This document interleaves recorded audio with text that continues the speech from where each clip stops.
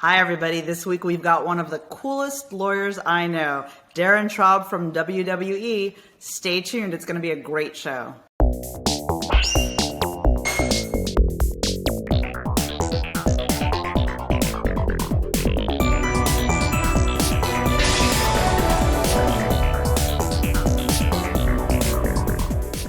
Hi, everyone, and welcome to Lawyers with Game.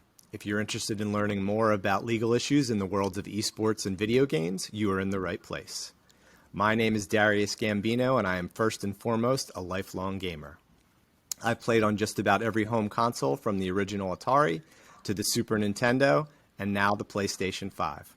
I'm also an intellectual property attorney with over 20 years of experience advising clients on issues related to patents, trademarks, and copyrights. I'm with the law firm of Saul, Ewing, Arnstein, and Lehr in Philadelphia, and you can find me on Twitter as @PhillyIP. And with me today is my colleague, Angie Cespedes. Angie is also a member of the video gaming and esports group here at Saul Ewing. Angie has represented sports teams, facilities, venues in litigation for over 20 years, and you can find her all over social media on LinkedIn and on Instagram. Angie, maybe you can say a few more words about your background. Thanks, Darius. And if you can't find me on Instagram or on LinkedIn, you can actually find me this coming Labor Day weekend down in Miami at FTX Arena at WWE Raw, because I plan to ask our special guest for some free tickets later. Like Darius mentioned, I've been litigating for 20 years. I have a bunch of clients in the sports and entertainment space in addition to other industries. And I really just, I'm so lucky and have one of the best jobs on the planet to be able to do what we do, Darius. Yeah, it's great to be with you again, Angie, for this. If you like these videos, please like and subscribe. We hope to do a season 2 of this series in the near future. If you want to learn more information about myself or Angie, you can visit our law firm website at www.saul.com. If you're up for a little gaming, I am Eagles Fan 71 on the PlayStation Network, and Angie, you are ACDC? ACDC 1230, those are my initials.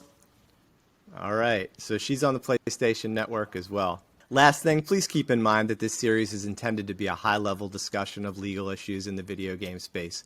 It is not intended as actual legal advice. If you need actual legal advice, please reach out to myself or Angie. Our emails will be in the description. Angie, why don't you give us a preview of what we're going to be talking about here today? So Darius, I could not be more excited to be co-hosting this Lawyers with Game episode today with you and with our special guest. You know that I'm on a constant quest to prove that lawyers can actually be cool, that they know more about gaming than any reasonable person should know, at least a handful of us anyway. In addition to that, it gives me some street cred with my 11-year-old daughter, Olivia, who thinks what I do is, sometimes not the most exciting. Hopefully this will eventually translate into her not making me drop her at a corner when she finally starts going to parties when she's like 35.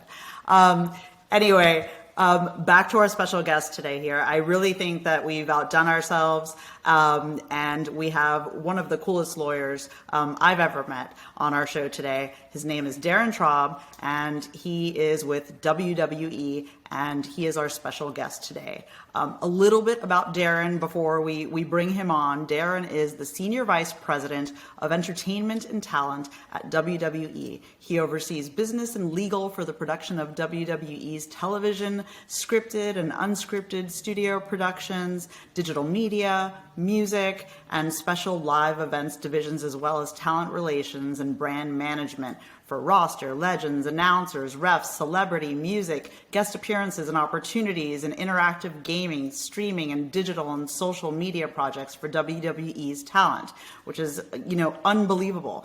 Just a little bit about, more about Darren, and then we're going to bring him on prior to WWE, just so you understand, the depth of how much he knows about gaming and how it ties into pretty much everything.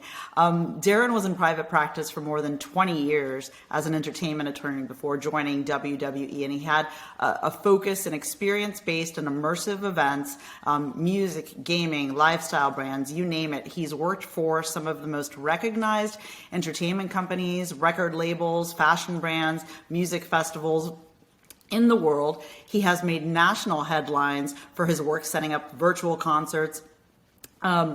Travis Scott, Nas, Fortnite, Roblox, you name it, and he's also represented, which is incredibly cool, more than 50 international music festivals, including Coachella, which is one of my favorites.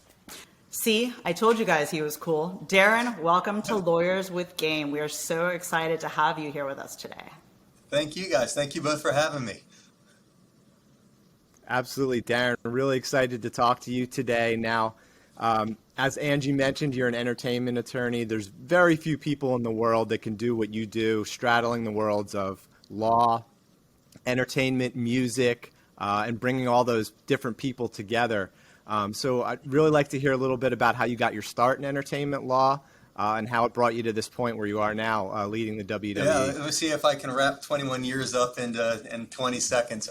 I went to law school knowing I wanted to do entertainment law. I was college roommates with someone who made it huge out in Hollywood and in the music industry. We remained in constant contact, and I was watching what he was doing and kept thinking, like, I really want to do that. The difference is I have absolutely no creative bones whatsoever in my body, so I figured, I'll find the business side to do it. And then I took a year off between college and law school and lived with, believe it or not, a heavy metal band that had also signed a record label and became big. So I was watching my friends make it big. I'm like, you know what? All right, I'm going to go to law school real quickly and catch this train before I pass it. So I went to law school knowing that I wanted to do entertainment, and mostly what I thought at the time was in the music industry. After law school, moved back to Atlanta and started working with what was then these kind of unknown emerging Atlanta artists like Outkast, Usher, the Dungeon Family, Sister Hazel, Hootie and the Blowfish, and doing these kind of small concerts that ended up becoming some world tours and working with record labels. So I knew right away that that's what I was going to do. And then when I moved to New York, I was at a law firm doing more of just commercial litigation because, of course, I just needed a job, and I got there. And one day there was an email that went around, and it said, who knows IP litigation, and more importantly, what does EDM stand for? And so I wrote back, to the entire firm, and I'm like, I do IP litigation. I can handle this. I will call you specifically to describe what EDM is. And at the time, we had an RFP to handle a trademark and music breach of contract case for a large EDM festival that was sued and being sued by one of the largest EDM record labels. My pitch to them was, most every IP attorney is going to tell you the same thing. Your case is pretty standard. Here's how we're going to do it. Here's the here's the different experts that we need. Here's the motions that we're going to do. But the reality is you're going to be stuck in a conference room, 12 hours a day, if not longer, when we get to trial with someone. Wouldn't you like someone who actually knows and understands your business? Here are my top 10 favorite DJ sets of all times. Here's my Raver Kid experience. And we bonded over that. So obviously we got hired and I did the litigation for them.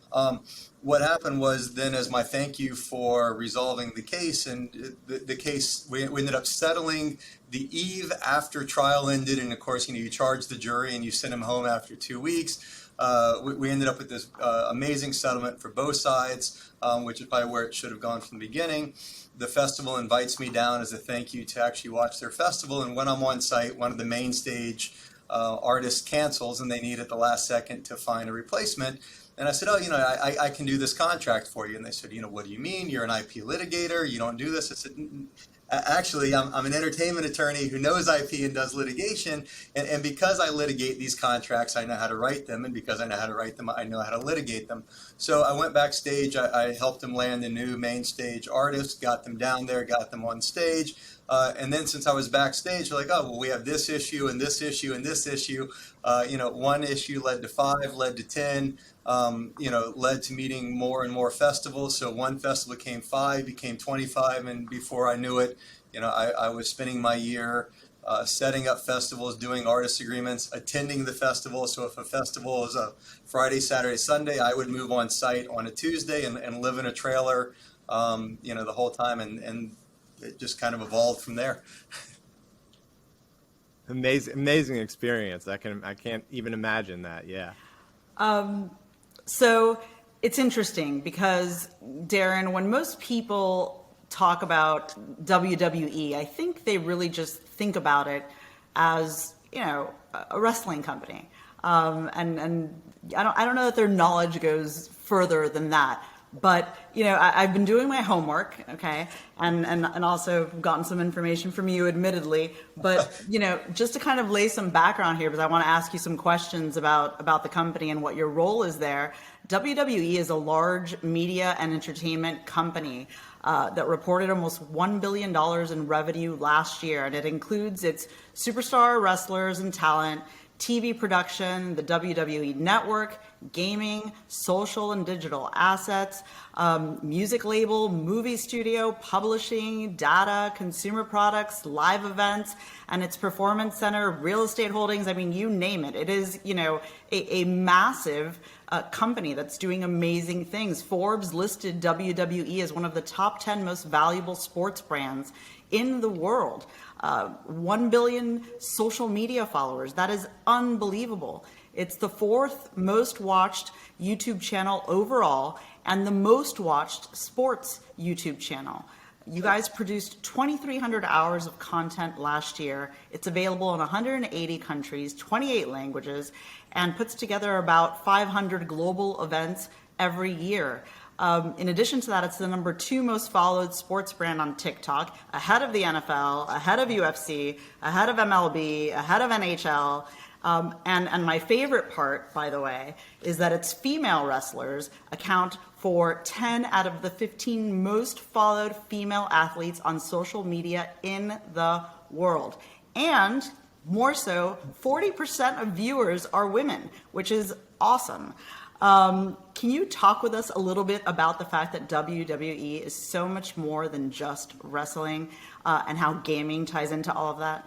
Yeah, and I thank you for explaining the black circles under my eyes, and why I have so much Red Bull and listen, you're not the only one. Yes. C4 behind me. Yeah, so it's interesting, right? Because most people do think of us as just kind of our in-ring entertainment and our entertainment sports. The reality is we're a very large multimedia company.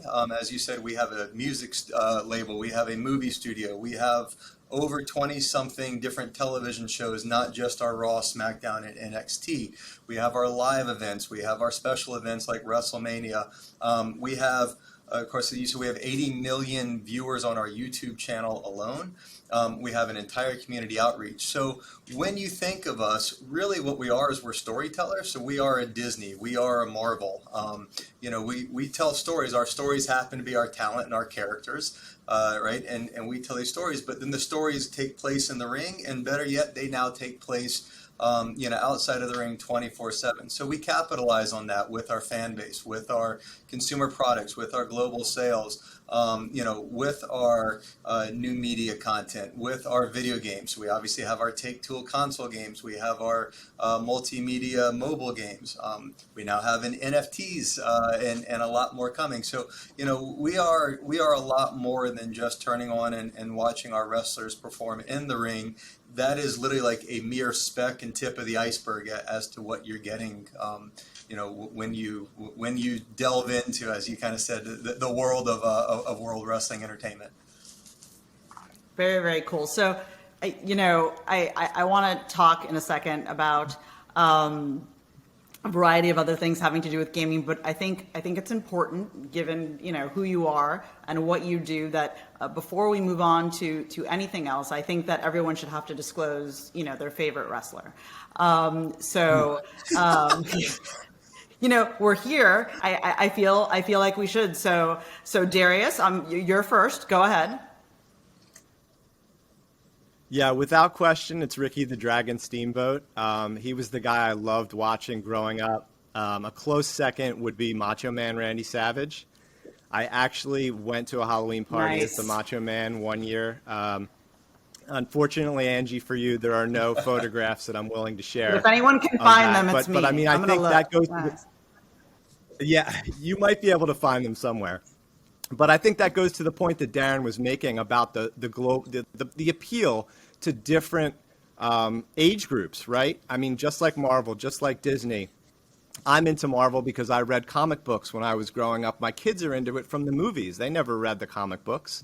And it's the same thing with the WWE. I'm into the wrestlers that interested me when I grew up. Hulk Hogan, Andre the Giant, some of these big names. But there's a whole nother group of wrestlers now that my kids know about, like John Cena. So it really does have an appeal to a large What's group the coolest of thing for me, right, is when everyone hears, oh, you're head of entertainment and talent at WWE. I don't have to ask. It's, oh, my favorite moment is this. My favorite wrestler is this. And I don't care if you're 5 years old or, you're 95 years old. Everyone has, that one wrestler they've connected with, or probably even more than that. And certainly a moment that they can, that they remember as part of it. So it is really a cool brand. Because no matter who you are, I promise you can name one of our talents somewhere along the way. All right, so I don't know if you want to answer this question or No. not, Darren, but we're gonna put you on the spot and ask if you have a favorite wrestler. I know better than to answer that. I oversee all 225 of our current talent. I oversee 110 of our prior Legends talent. They all call me daily. I am not about to pick my favorite. I can tell you, though, without a doubt, that the moment that resonated most for me was Hogan body slamming Andre. Right, I was a little kid. I was probably 12 at the time because it was WrestleMania 3, and it was this just kind of larger than life moment that stuck with me. Of here is this huge guy in Hogan, but here is this just complete giant in Andre. And it was just this larger life moment. Just pick him up. I can still see it, and body slamming him. And I practiced that move for the next 30 something years. And so I will pick that as my favorite moment. But that's probably as far as you're going to get me on naming a favorite wrestler. Well, I actually remember that moment very well. I grew up next door to a bunch of my wild and savage boy cousins. So, my options were basically watch wrestling or watch wrestling. And I remember when that happened because, I had to run back home because it was just one giant body slam of, everyone within a 1 mile distance. So I think if I had to pick my favorite, though, I'm going to have to go, since this is Lawyers with Game, I think I'm going to have to go with the Game, Triple H. Although, in the interest of full disclosure, yeah, your boss, one of your bosses, I'm sucking up a bit, admittedly, because later I'm going to ask Darren if he can get us a meeting, Darius and I, with Vince and with Triple H, so we can get some tips on how to get Lawyers with Game into the top 5 viewership on YouTube and how to get, 1 billion followers. And I'm thinking that maybe, the fact that Triple H is my favorite will help us get that meeting. I don't know, but it couldn't hurt. And I will, Paul, if you're watching, please don't take any offense at this. Right, there is nothing cooler to me than when I get to do, like, face to face with him is fine, and he's huge and he's still, Triple H. But when I Zoom with him, it's like Zooming with Thanos, right? You just got this giant, huge, Thanos-like head in his hands. And the coolest part, right, is he's the most nicest, calmest, still Triple H. Intelligent. I mean, like he knows the wrestling business, the ins and out. Unlike anyone that I've met. It is one of the reasons that I took this job was because I got to work with him so closely, as well as Vince and Nick Khan and our other these guys just know the entertainment business. But every time he opens his mouth, not just because he's 8 times my size, but it's just the amazing knowledge that comes out of him. So he is everything you think he is and 10 times more. And it's funny because a lot of people either may not remember or don't view him in this role because they view him, in the role of an executive now at WWE. But his record was absolutely amazing. I mean, he was awesome. He is awesome. But it was funny. It's really cool that he's been able to get to where he's gotten in life after coming out of wrestling. I love that. It's a great story. I'll get in these meetings with him and Steph, and I'm like, this is a little surreal. Like I remember watching you guys, throughout, and now here you are, 3 of us just sitting around a boardroom, and it is really a cool and unique company to work with. And Darren, one side note for me, I was at the Sixers game with my son when he came out, and I want to ask you offline, not during the broadcast, but about the deal with Joel Embiid and how that all got worked out. It's really interesting thing. It was an amazing moment at the game as well. All right, so Go ahead, Darius Angie. and I are both the type of lawyers that'll opt into and complete, any side quest in a game, for example, especially like if it's a tough one or like, really, really difficult. We raise our hands when we're faced with novel problems so that we can work to find a way around it, find a solution where none exists before. And, based on what I know about you, I know you're that exact same kind of lawyer. You're the kind of lawyer that when faced with a novel problem that no one's had to deal with before, you hunker down, you think outside of the box, and you find a solution. In that same vein, talk to us a little bit about how you started putting together artists with the game publishers. Specifically, talk about Fortnite, talk about Nas, and Roblox. I want to hear all those stories. Okay, so wow, I mean, don't even know really where to get this. Being backstage at EDM and hip hop concerts, has its perks because you meet the artists, you hang out with the artists, you learn a lot about the music culture. At the same time, these guys love to game. Right, and so do I. So I'm gaming with a lot of them over the years, and I'm learning more and more about what makes them tick, what makes them game, and as you're talking to them, you start learning a lot. I then started doing a lot within video games and esports as a law. So representing a lot of the esports organizations, a lot of the teams, a lot of the actual leagues themselves, and seeing what they were doing. So I had this really kind of cool perspective of, look, I'm doing all this stuff within the hip hop and EDM industry, which is truly like what the gaming culture is about. And at the same time, I am equally immersed in the gaming world and hearing what they're doing. And so what I just started doing was just asking questions, right? It wasn't like, what can I do for you? Can I write your contract? It was, what are you guys working on? What do you see next? What are you looking for? What do you want to do other than, rap or DJ? Hey, what are you looking to do with your game other than just have people, shoot each other or blow something up? And trying to find these different ways to do it. So streaming then emerges, of course, in the middle of all this. So it's like, wow, here's this kind of cool emergence of both. The idea being that all of a sudden what I started recognizing is that games themselves became more than just, when I was growing up, right, come to my mom's basement, let's play Pitfall 101, and then, go out and ride our bikes. They were these online, these sessions that sometimes could take 10, 12, 24 hours. But more importantly, when you talk to, I don't want to say kids that game because there's 20-year-olds, 30-year-olds, 40-year-olds that game, but when you talk to gamers that really connect with the game, that is their whole personality, right? They can tell you not only everything about the game, but all their friends that play. That's where their social is created. That's where they learn, new music, new news, etc. So I started looking at this a little bit different and going, this is probably the next version of social media, right? That's what Fortnite really is. Fortnite is not just about, can I go in and blow up the map? It's, wow, there are 300 million players around the world that literally live within their avatar on Fortnite, communicate with each other, now go into play royale mode. And so we're doing this. So years ago, I happened to be in an interesting conversation that ended up leading to the Marshmello Fortnite concert. We just had this random idea of, what would happen if because there's Marshmello when we were playing Fortnite people oh shit, they actually like, his music. So the idea was what if we kind of forced you to watch a concert and then go back, and the idea being we could probably sell you some stuff within that concert. And so, it worked beyond anyone's expectations. I think we had, 12 to 14 million concurrents, over it. And not to take anything away from him because Marshmello is great at what he does, but here is this kind of niche EDM DJ that unless you really are into kind of some side staging DJs at the time, now he's a little bit more mainstream, that really wasn't your cup of tea.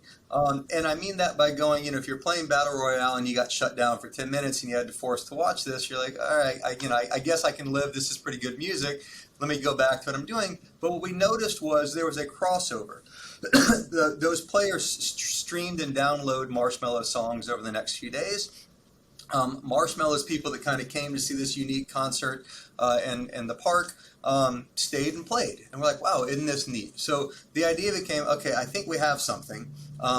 Who's a little bit more mainstream, who's a little bit more iconic? Now, at the same time, if you ever get the idea or the opportunity to talk to Travis, the guy's an icon for a reason, right? He thinks just differently. He's a true genius, and he had this idea of like, what can I do to connect to fans that is different. And where I was like, oh, what do you know about Fortnite? Right? And other than playing with it, we kind of looked at this of, wow, here are 300 million viewers for this icon. So that's kind of how it started spinning. It spun off into this, I should say, it was the perfect opportunity when COVID struck and live ended, because when live first, shuttered, everyone did what they were supposed to do. They ran to their Zooms, they were Zooming in, you were getting these incredible things on TikTok, you were getting these amazing Instagram live.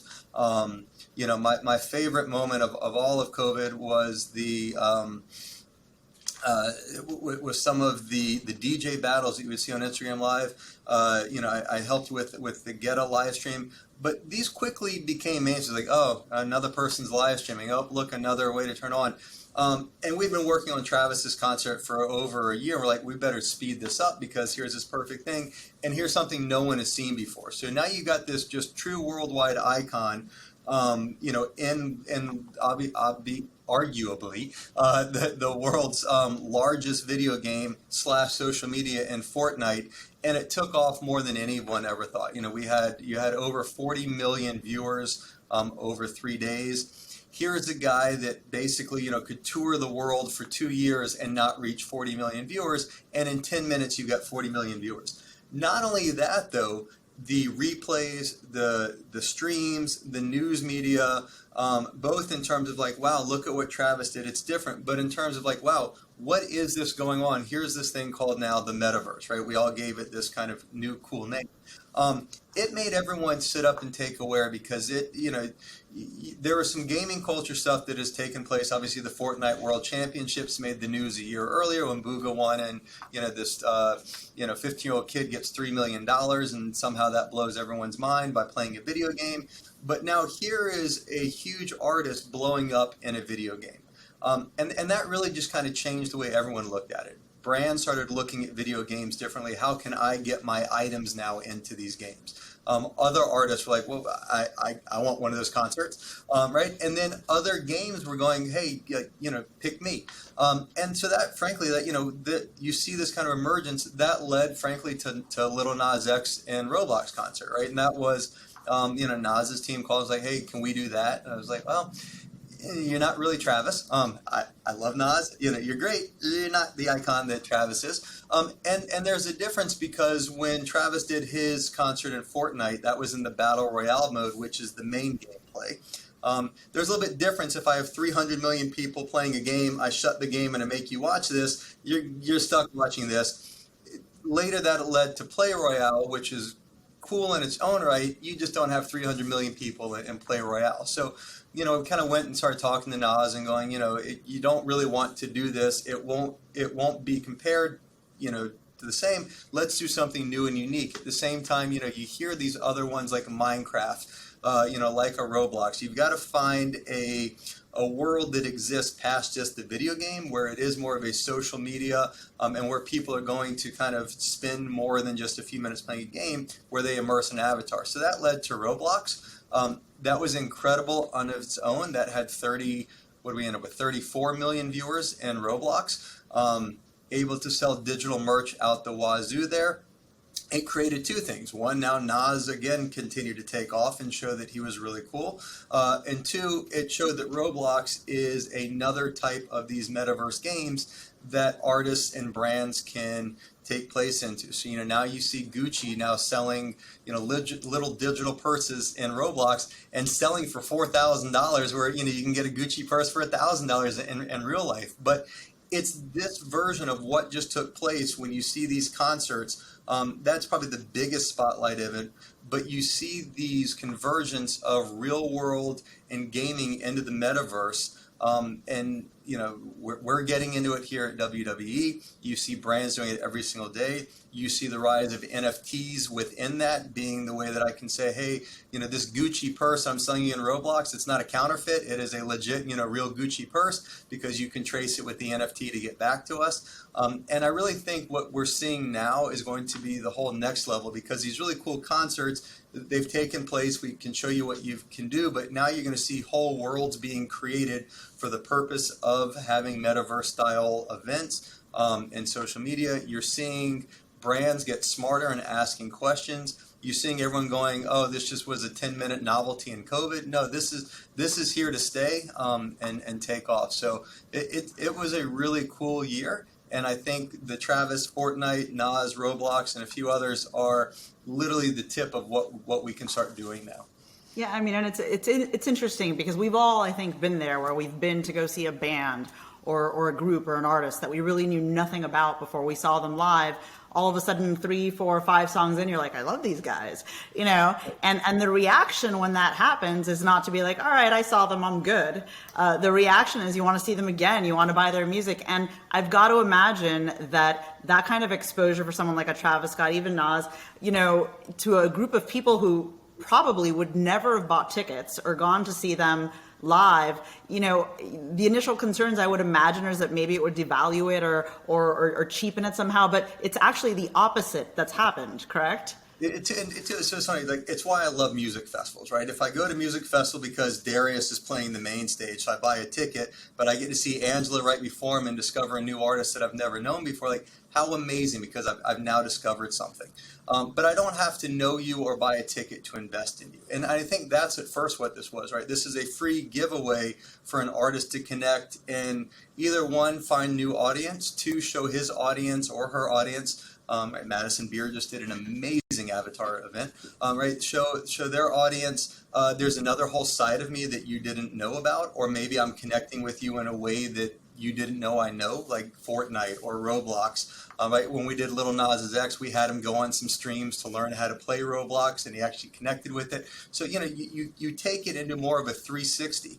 What was interesting too is a lot of the questions at first was, you know, is this just happening because of COVID, right? And when I go back to live, does this return? And the answer is, of course not, right? No one skipped your live event because they saw you in Fortnite. And no one is not going to do Fortnite because I have a ticket to your live event.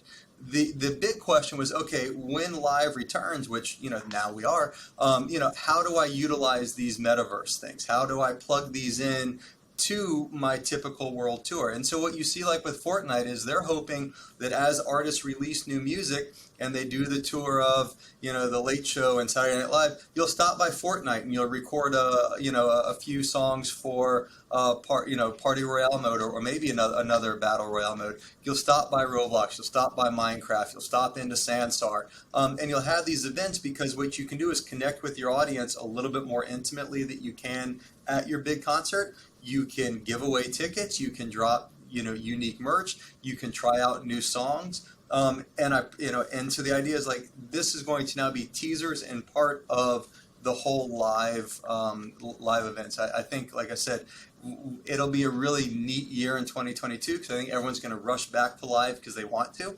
I know, we had our WrestleMania. We now have SmackDown coming up at our first ever full-scale NFL stadium for SmackDown in Las Vegas. There you go us. And so these video games are going to become part of that. And what I think will be interesting is when you go to these live events, seeing some of the metaverse aspects take place at the stadium, right? Having a Fortnite competition at a Travis Scott concert, stopping early at your favorite, NFL game and doing a Madden Bro Fest with the players, going to an NBA game and having a 2K, right? This is what it's going to have. Going to a music festival, and in the middle, stopping off to sort of game in a unique way. There's a reason that gaming and music festivals don't fully emerge, but I think we'll start seeing it take place. So one of these does not replace the other in any way. They work together. Yeah. It sounds like it. Yeah. Darren, I know we have to let you go in a few minutes. I could talk about music probably for another half an hour, but the other thing I wanted to ask you about was NFTs. You brought it up a little bit before. You launched what I believe was the first WWE NFT associated with The Undertaker this year. You used a platform called Bitsky. And obviously there's lots of other platforms you could have chosen out there. Dapper Labs that does NBA Top Shot. You have Wax.io who does Garbage Pail Kids and MLB sports cards. Yeah. So just give us a little background on how that process went from A to Z and how you wound up releasing those NFTs. Yeah, and so to my friends at Dapper and Wax and Nifties and everyone else that's listening, we are far from done.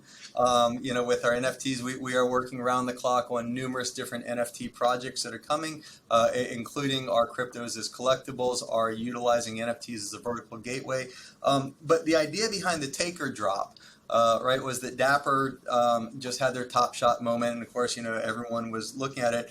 What was interesting is when you read everything about it, it was, okay, where's WWE, right? It was everyone's first thing is, if you want great content and unique characters and storylines and memorable moments, where's Top Ropes right now? To Dapper and the NBA's credit, right? These are not something you rush. These are well thought out moments. You pick the content, you create something, and that's why I think Top Shots did and does so well, is because there was a lot of thought put into it. It wasn't someone, rushed out an NFT overnight and did it. And so we wanted to do the same thing. We wanted to give, as WrestleMania was returning, it was our return to live. Undertaker had just retired a few months earlier. We wanted to give something back to the NFT world to show that, WWE is listening. We are on the cutting edge.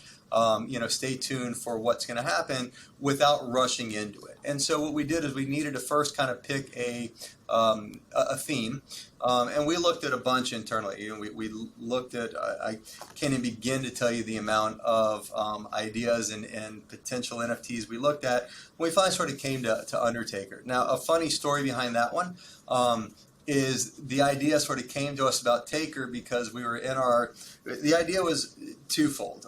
Back to this one. When we create our NFTs, we wanted to do two things. One, we wanted to connect directly with our fans. And so I wanted to create an NFT that spoke to my fans. And I'll touch on why we ended up at Bitsky in a second because of that. And the other is I did need that really cool, magical one of one that gets the really big ETH crypto numbers, that makes the headline. So I know my two audiences here. And I wanted to put some real world value into my NFT. I wanted you to buy an NFT not because it was a money grab and I was just giving you something and I called it a WWE NFT. I wanted you to get some real world value out of it. And so, I started going, cool, I'm going to give you some events because that to me is always something really special for a fan. So, we created a VIP package for WrestleMania 38 and 39, fans' choice that went with it. I knew that I was going to have a signed title belt. Our title belts are our top seller. We sell hundreds of millions a year. So I knew I wanted a signed title belt. I knew I wanted to make it unique because I wanted the person who signed it to be able to present it to the person. So I gave a cameo. And then I wanted something else that connected the talent with the giveaway. I happened to be in our warehouse and I noticed about 100 different caskets. Each one, of course, is a different Undertaker moment. So I had this amazing idea of, let's give an Undertaker casket to the winner, right? And we'll pick this really cool moment. I'll find the moment that the casket blew up or he was burned or, something happened, and I'm going to send you that casket. And everyone's like, this is the greatest idea ever. And we were running with it. I was like, I've got this casket. It came amazingly cool until someone had to pick up the casket and figure out how to mail it. First became the first uh-oh moment, and the second uh-oh moment was who the hell wants a casket, right? And so we're like, okay, what else do we have, instead of caskets? What was something smaller? Next to our caskets happened to be a lot of urns, right? So we had pallbearers urns, and so that's kind of how we ended up with a pallbearer urn, and I was like, all right, well, clearly now we're back to Undertaker, so that worked.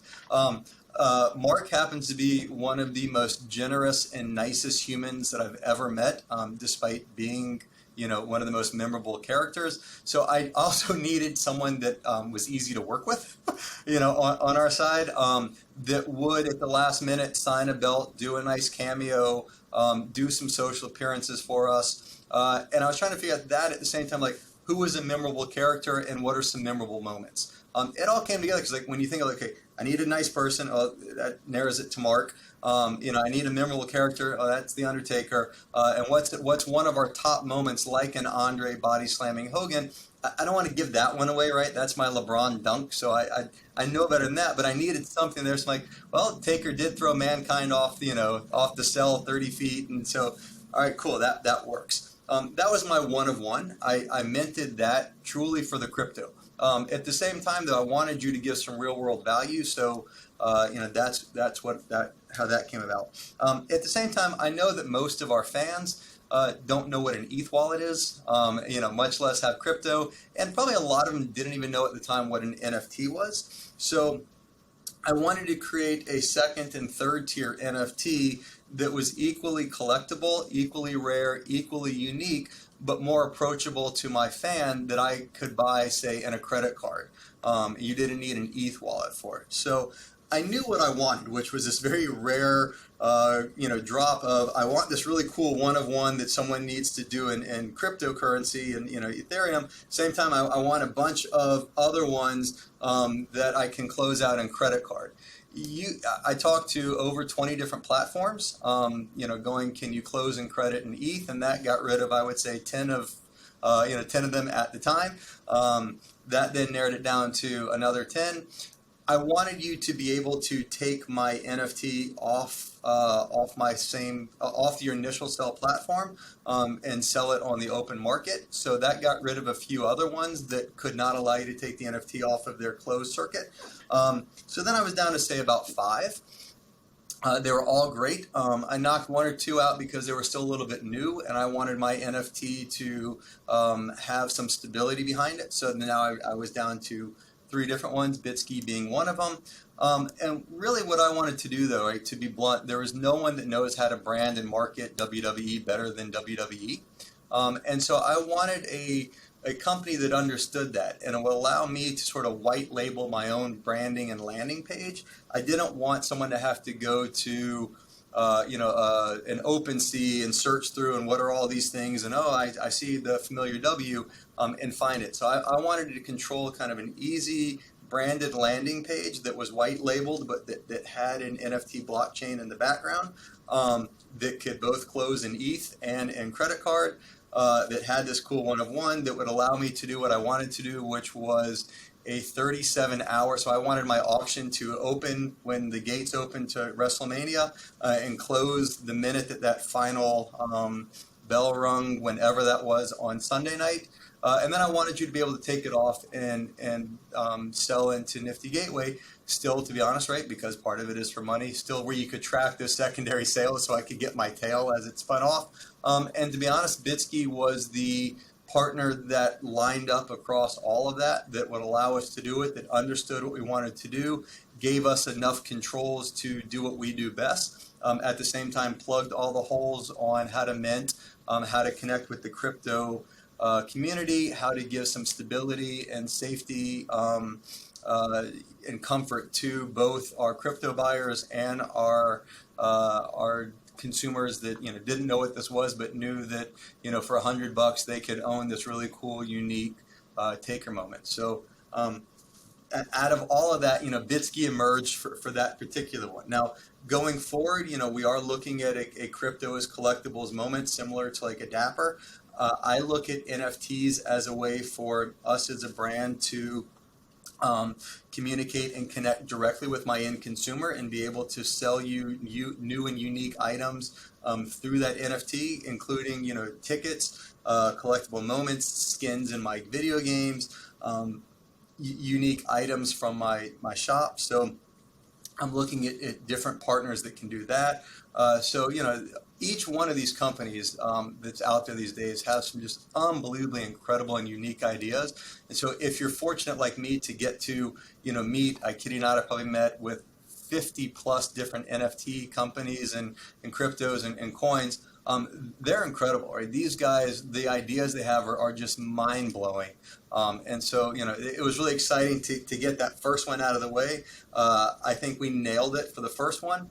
Certainly had its teachable moments that we've learned from that will carry on over to the next one. So, SummerSlam's coming up. So wink, wink, nod, nod, stay tuned as to what comes out with that one.